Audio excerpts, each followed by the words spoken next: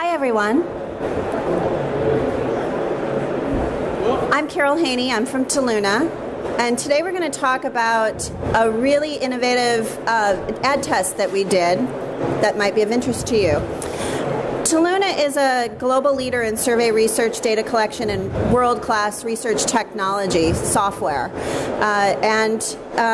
Toluna's panelist community site, toluna.com, is amazing. It is the best site in the industry for panelist recruitment.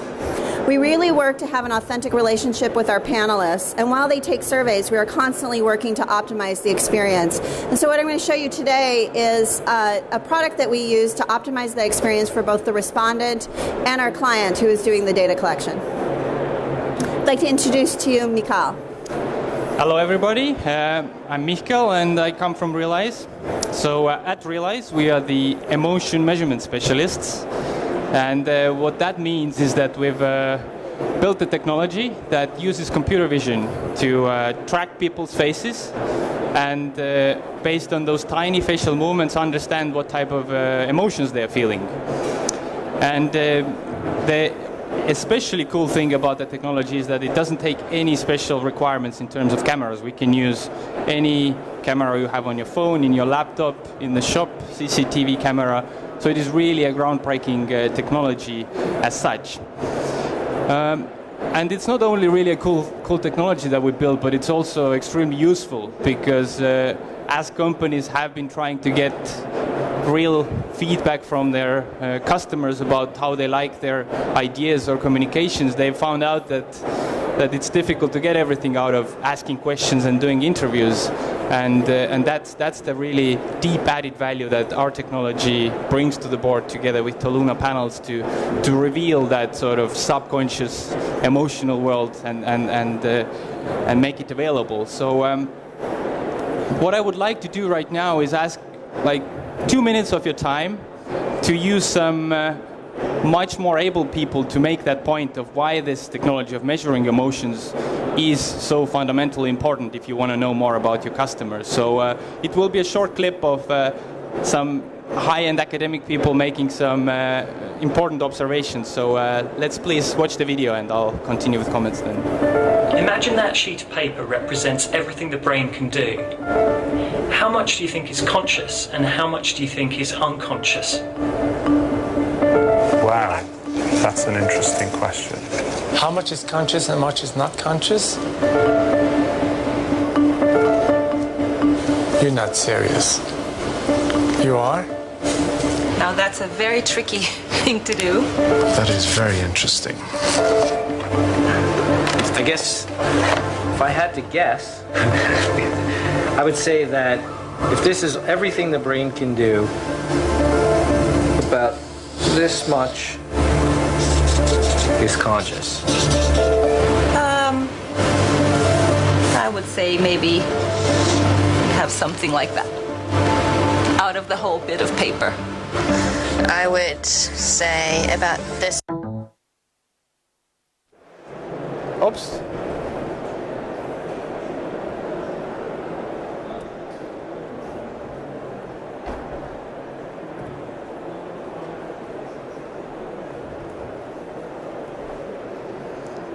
Sorry. Uh-oh. Well, anyway, the movie would have gone on of those Nobel Prize laureates scratching their heads and answering the question about how much is actually conscious and how much is subconscious. And the main point there is that at the end of those video, the clear conclusion is that it can go a bit this or that way, but it's over 90% of human decision making and behavior is driven by subconscious things. Okay. So the question that I would then ask after that observation, if all of those smart academics agree about that fact, then why is it exactly the opposite in the way we study people and their feedback as of now? Because if you look around, then over 90% of off-market research is based on asking questions and doing interviews. So this is a major imbalance, which now, fortunately, is going to be able to smooth out over time. Because the main reason, I mean, people always knew it was important, but it was just operationally ultra difficult to get that layer of information. You had to do lab studies and use special equipment and put some brainwave caps on people. Not feasible. What we have now done together with Toluna's existing infrastructure of talking to people anywhere in the world and our technology, which can use any webcam, is that we've made this emotional information now just as easily available as running surveys on SurveyMonkey, basically. So Carol is going to talk a bit more of how that used to be. Let's talk a minute about traditional copy testing. So traditional copy testing, I'll give you some of my background. I'm from the Center, I've worked for the Centers for Disease Control, which is our health agency in the United States, for about a decade, doing copy testing for consumer education campaigns. And as part of that, in the last couple of years, I've been working on anti-smoking. Sorry about the technical glitches. Anti-smoking campaigns, advertisements, TV advertisements, print advertisements. So the ones that have come out into the United States in the past year are very emotionally evocative, negative emotion evocative ads. And when I saw this technology after we had released those ads, I thought, oh my God, I wish we had this ad test capability, because we had to do an enormous amount of copy testing, tweaking of ads, and focus groups. We did about 25 focus groups in 8 cities, trying to tease out on whether the ads went too far or were not far enough. So when we do traditional copy testing, we first recruit into the survey. We ask a number of demographic information. Then we show the ad. And sometimes we have a single knob or a slider that is measuring a specific component. The person has to watch the ad, translate in their brain what they're feeling, their specific likability or dislike of the ad, and move the slider while they're watching that ad. So there's a cognition step that folks have to go through to do that traditional test. Then after we do that, we do an evaluative follow-up, looking for memorability or brand recall, all those types of things. With that, we're only getting one measure in terms of while the person is watching the ad. And while they're dragging that slider to the right, they're only capturing that one dimension. Also, another part of traditional ad testing is called monadic testing, which means you only show one ad to a respondent. You can't show 2. The reason why is that you get a bleed over. You get an unexpected effect. You could possibly get an unexpected effect by showing the second ad after the first. That's because most of the evaluative questions happen after the ad is shown. When you're doing the approach that we're about to show you, this bleed over effect is ameliorated.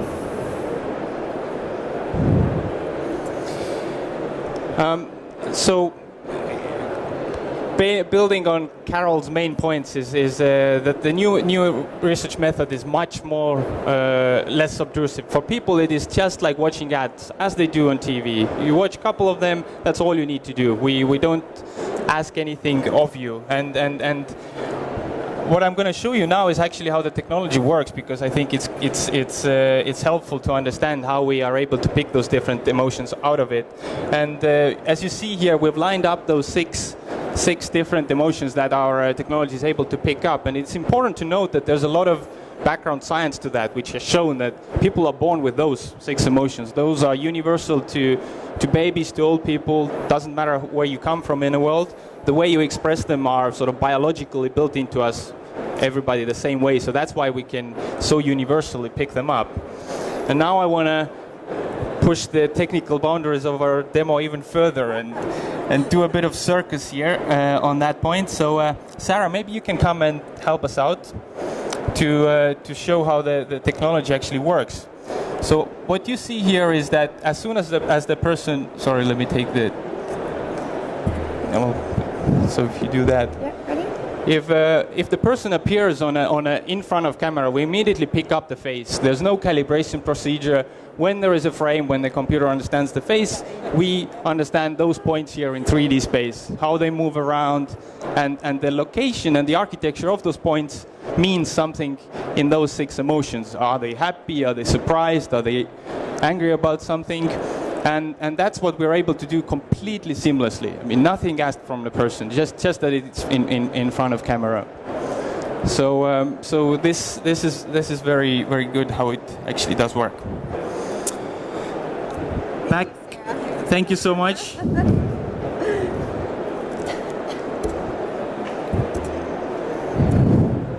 So as you can see, during the ad test itself, what's happening is that the webcam on the respondent's laptop or desktop computer is filming the face of the respondent as they are watching the ad. And it's doing automated coding on the face and translating that back up as data during the actual ad test. So the benefits at this point for this new copy testing method is you can use a crossover design. So you can reduce the amount of sample that you're using. Using that webcam, you are streaming that data without the respondent having to do anything except watch the ad. And instead of 1 measure, you get potentially 8 different measures. And then for brand recall and memorability, you go ahead and still ask those questions post ad, and that because that information necessarily is not captured while the person is watching the ad. So quick introduction on the case study that we did. 11 advertisers for the 2012 Olympics that were held here in London. They spent over $1 billion. And so we took 18 ads and ran them through this new copy testing process. And then we did a comparison benchmark to Nielsen's TV brand effect product, looking at comparing Nielsen's likability scores, which ads bubbled up to the top, and which ads bubbled down in terms of dislike or non-engagement to the bottom, and then compared our results. We also looked at ad and brand recall. So our hypothesis was that emotional response patterns did differ between the top and bottom ads, and that we were looking for a correlation between high emotion and likability. So we go back to the anti-smoking ads. Is it high emotion or is it positive high emotion that led to likability and then also ad recall? So here we see the 18 ads, and these are the top 5, bottom 5 as compared to the Nielsen's brand effects. Interestingly, the ones with the pink dots and the yellow dots, those advertisers put 2 ads in the mix. And you can see that the green at the top is memorability, and the green at the bottom is likability. And then the red arrows are those that did the worst. So interestingly, we had a very high correlation with likability using the new copy testing method. And you can see here that we're going to focus on 2 ads, the BT Infinity Ola ad.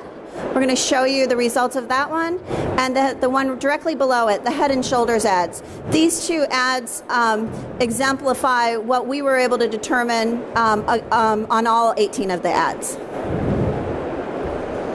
So just to recap of the main points that Carol also said was that, we had this simple idea is like, can we predict ad performance based on emotions? And we used this Nielsen data as the golden benchmark because that's how it's used to say if ads are doing well. So of course you can ask questions whether that is the benchmark you want to aim for, but just for, it's as good as it gets right now. So what we have done here is these groups that Carol was speaking about. We were looking at the best performing ads, which are on this side of the chart, and then on the less performing ads. And the 0 you see here is sort of the average emotional response. So we're balancing all the numbers on this graph against the sort of the general average. And what you see from here is that those ads that underperformed, they all had less emotional response than the average. So they were boring flat ads, and they didn't perform in the end as well. Whereas all the good ads that really did well by Nielsen metrics had much more emotional response. And it's interesting to see that it's not only the positive emotions that you're going after, which are the most important ones, the happy and surprise.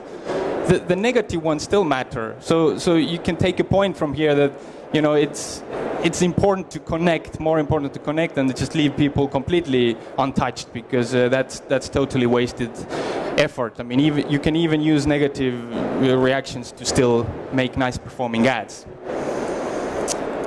So the other thing is, again, the emotional data is very rich. I mean, it is so much more than just, you know, 1 to 10, I liked it or not.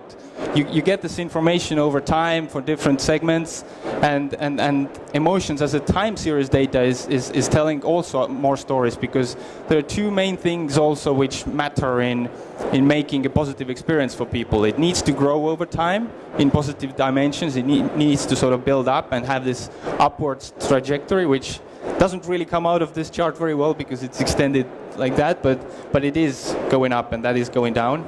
And the other thing is to have this sort of strong endings, which research has found. I mean, Kahneman has been a leading scientist showing this peak end rule is an important metric of what people actually remember subconsciously from any experience, whether it's watching ads or seeing a website or playing a game. So what you want to do if you want to have effective communications, have something that builds over time and has a strong ending. And you saw that pattern in the top performing ads, and you didn't see it. It was the opposite on the ones which didn't do so well. So this is one sample of an ad which did well. So what you see here are the graphs of happiness response lines. Just watch the ad, I'll tell you about it later.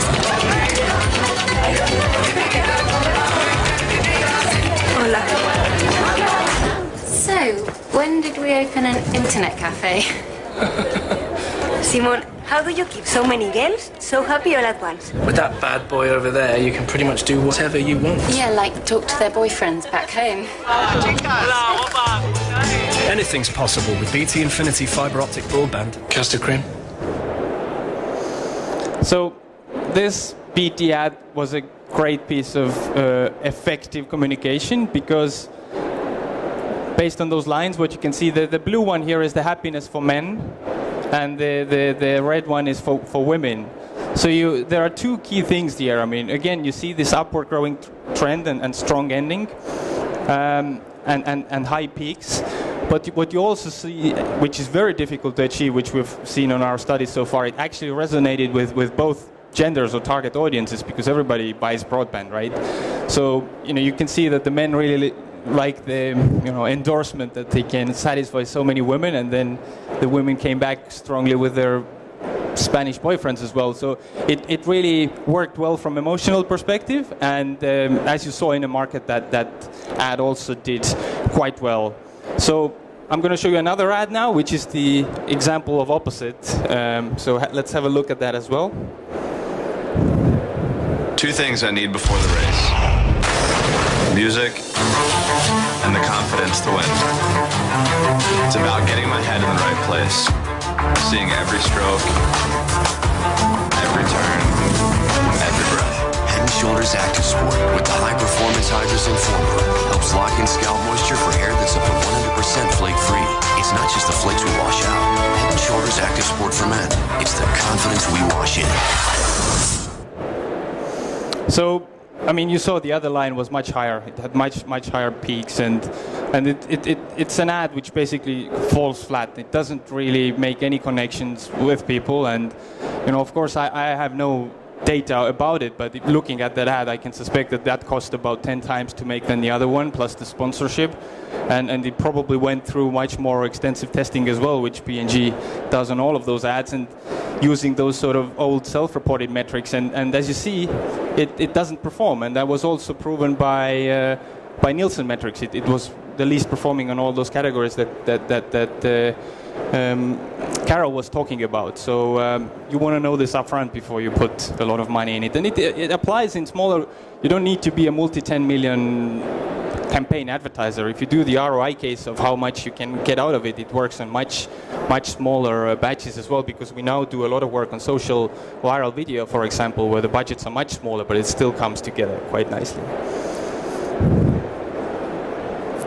So the other thing is that we also pick up emotions like confusion. So what you can see here is, if you know in advance that your ad, especially what we found out is in the first 15 seconds of any piece of communication, if it creates confusion, then you don't want to launch it, and we can pick it up. So what you see here is also this very strong correlation to the brand linkage statistics, which is another metric picked up by Nielsen. The more confusion you have, the less you deliver your message. So it has to be clear also what you communicate, and this emotional patterns pick it up front, so you know. And we see confusion actually is gender specific. So what confuses a male is not the same thing that would confuse a female. We saw this most recently in an ad we tested, that men just didn't get the little twist, the little joke, but females loved it. So it really depends on who your target audience is. If your target audience is male, you'd want to remove that confusion, and if it's female, you might want to just go with the ad as is. But the final point, it's the final complicated chart, I promise, no more. So this here shows that if you want to actually manage recall, like did people remember that, that is a different dimension. You know, emotions and sort of cognitive memory, they work differently. Sorry for that. It was confusing anyway. So the point of that chart was that it's zero correlation. If you want to know about recall, you have to ask questions, and that's what Toluna helps you out with. The emotions work differently. So that was almost zero correlation to the Nielsen recall stats, as you saw, which is an interesting finding, but tells you it. If you want to know about it, you need to ask. I think we can actually do these slides without you guys seeing it for the rest of this. There's no more ads to play, so we're really sorry about this this image. But let's talk about the comparison of the copy test methods. From the traditional copy test that we had talked about originally, if we had done 18 ads, we would have had to have about 5,400 respondents, because that would be about 300 respondents per ad, which is about the minimum you can do quantitatively in order to cut the data by a couple of demographic breaks. So you'd have to do 5,400 monadically, and then you would actually, I need my slide. And then you would have to be able to test on that one dimension. So it was, thank you very much. So the total cost would be around $40,000. The length of interview would be about 6 minutes. And for us to do a 5,400 respondent ad test, it would take about a little under 4 days. Getting that total survey done. For the real-time emotional coding, we only needed about 1,200 respondents, and that would be about 4 cells, still going off of the 300 respondents per cell. And that's because we didn't have to do it monodically. We could use a crossover design by stacking the ads on top of each other. And then that reduced our cost and also our time in field. Our costs were about $2,400, a little bit, about $25,000, and we could get out of the field in about a day.